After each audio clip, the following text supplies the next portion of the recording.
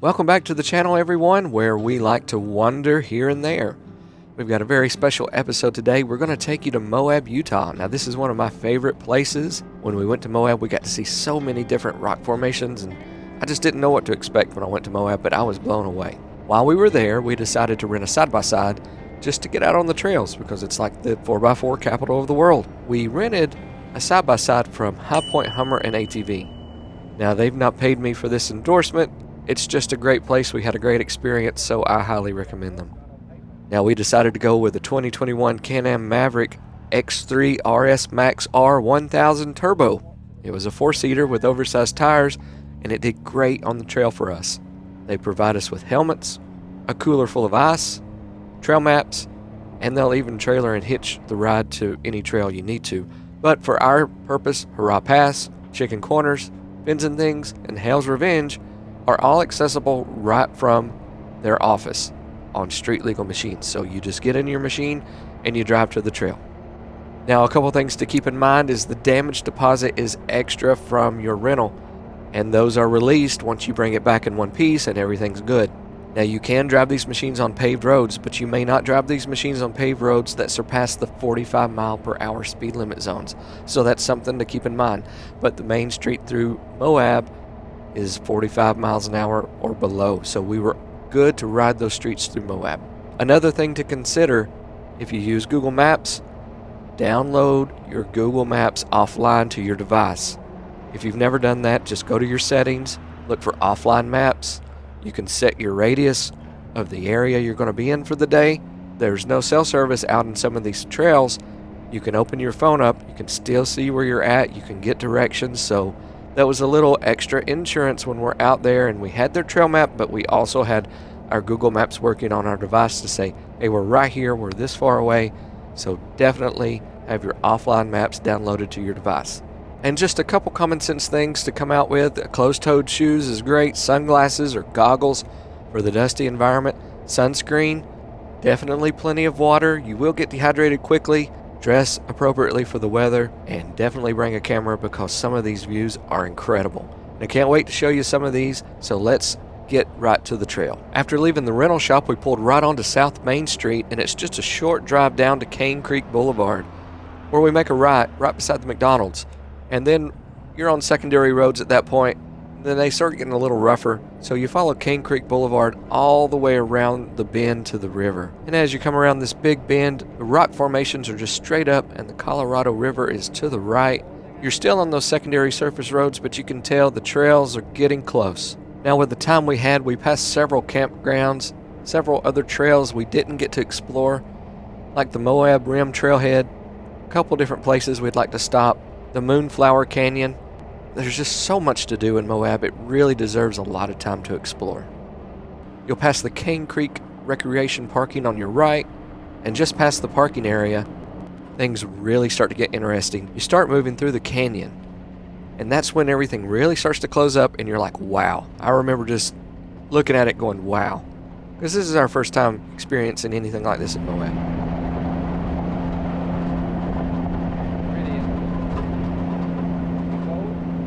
Now that secondary surface road is turned into dirt road.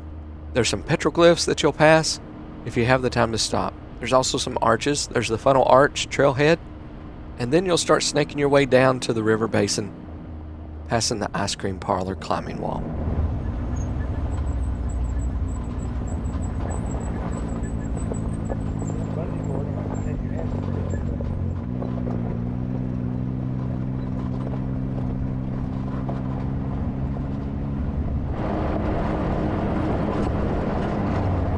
So this is where things got kind of turned around. I thought Hurrah Pass was to the left, but it was not. It was on straight.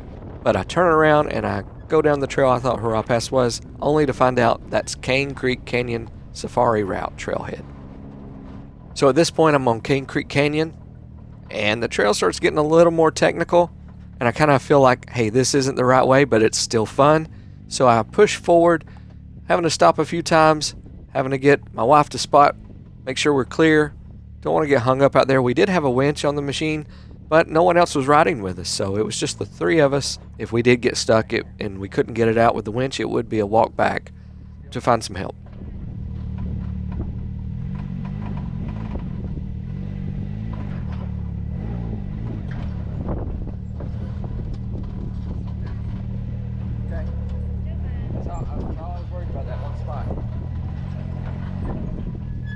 So we continued down Cane Creek Canyon for a little while, and things started getting a little more tricky. Still lots and lots of fun, but as we made our way down, things started slowing down a lot, and we decided, hey, I don't think this is the right way. Let's turn around and go back. And I'm glad we did, because we got to see more of the rest of the day. We ended up making our destination to Hurrah Pass and Chicken Corners. And after researching Cane Creek Canyon route, it is a very technical trail. And in watching a couple of YouTube videos, there are obstacles like Hamburger Hill that people have a lot of trouble with, and it's right near the end of the route. So I'm glad we didn't go all that way, just to have to turn around later in the trip. But I would like to go back sometime and tackle it just to see if we could.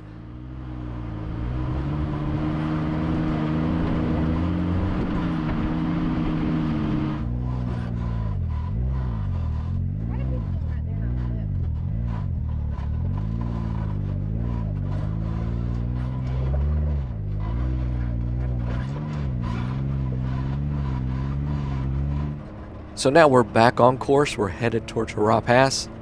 Lots of people out and about playing around. It was just a beautiful day. Lots of people enjoying the outdoors. I just love it. That's why we like to wander here and there. We passed a couple friends that we knew, that we had met the night before, and coincidentally were renting from the same outfit we were. Said hellos, wondered where we had been, told them wrong turn, and carried on.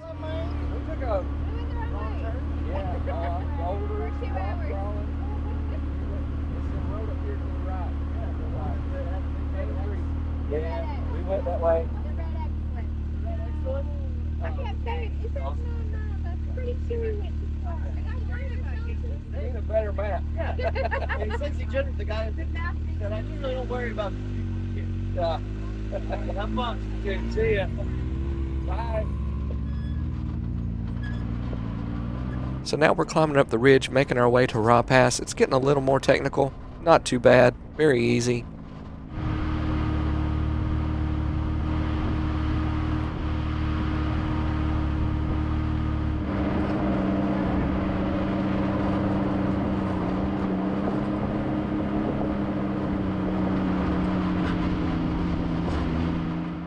And here is the top of Hurrah Pass. It was breathtaking. It was awesome. Coming over the hill here and just having that vista just open up to you, incredible.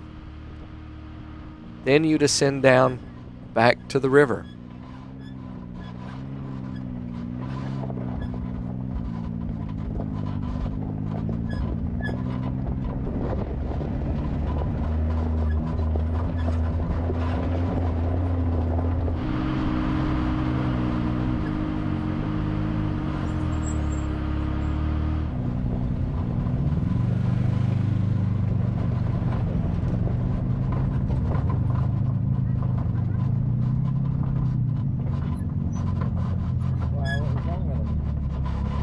As you can see, the gravel road has turned into more boulders, more ruts. It'll shake you a little bit. There's good suspension on this machine, but still, you're in for a bumpy ride, but you're still having a good time. The time of year we were here was in late June, early July. It was hot, but with the breeze blowing as you're moving, even stopped, it didn't seem that bad. That's where you can dehydrate quickly and not know it. So just stay hydrated and you'll be fine. Once we got to the bottom, we came up on this little sandy area. It's very smooth. You could really just relax for a minute, smooth ride, air out your machine if you wanted to. Just a fun little stretch of trail.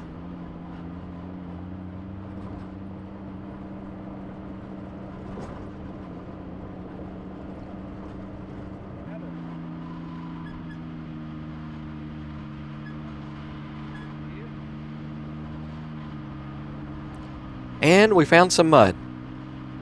Started to blast through it, but decided not to. We'll see if we change our mind on the way back through. You want to get stuck? Let's just don't get stuck. So during this stretch of trail, we are looking for a turnoff. They had told us about the catacombs, but we didn't have really good directions of where exactly they were. We planned to have lunch there and explore the caves.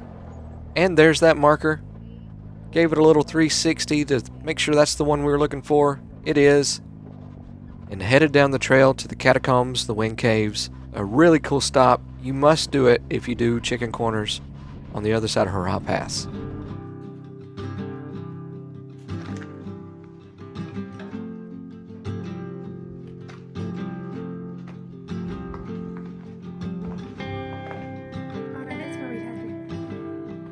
Your flashlight on. We turned our flashlight on, but then I got the heebie-jeebies. Come on. Take us just a little ways.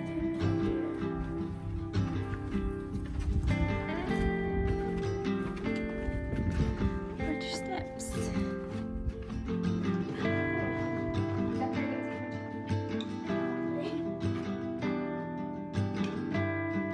Some really cool features here. You can walk inside the caves. You'll see sunlight shining down through the cave. Makes a really cool photo. And it's also a good stop to get out of the sun.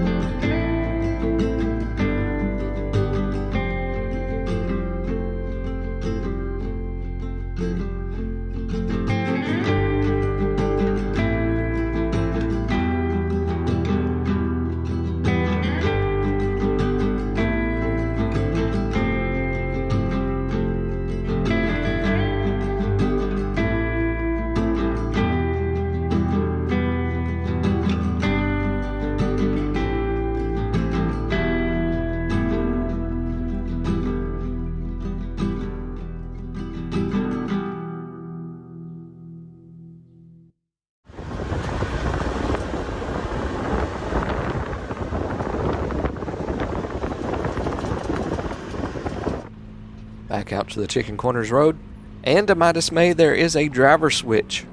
So at this time I got stuck in the back. So I put the camera in the back for a little cab perspective of what we were doing. It's a little rougher back there than the front two seats. It works on you a little bit, so we had to rotate that out to keep everybody's sanity. Still wasn't too bad, but I can see how if you're back there all day long, you will want out of there. And I believe this is Chicken Corners.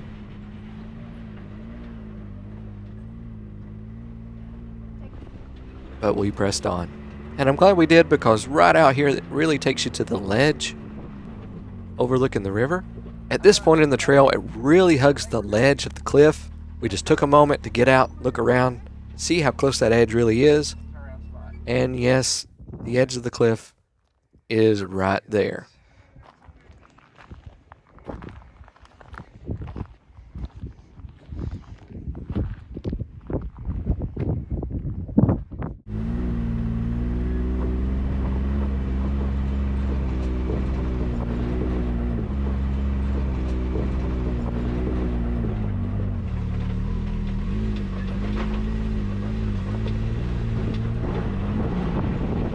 So the Chicken Corners Trail ends at Fielder Natural Arch.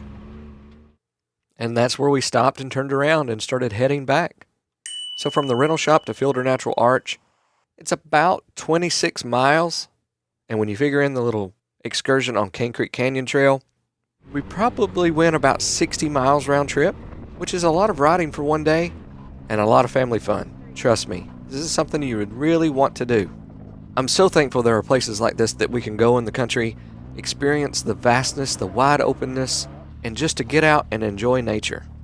If you like this video, give it a thumbs up and subscribe to our channel. Let us know in the comments below what you thought about Hurrah Pass and Chicken Corners.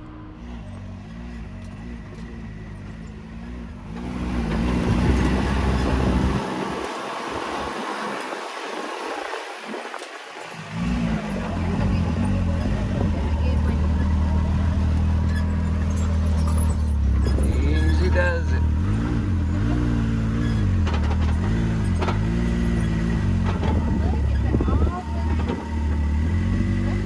Stay tuned for the next episode as we wander here and there.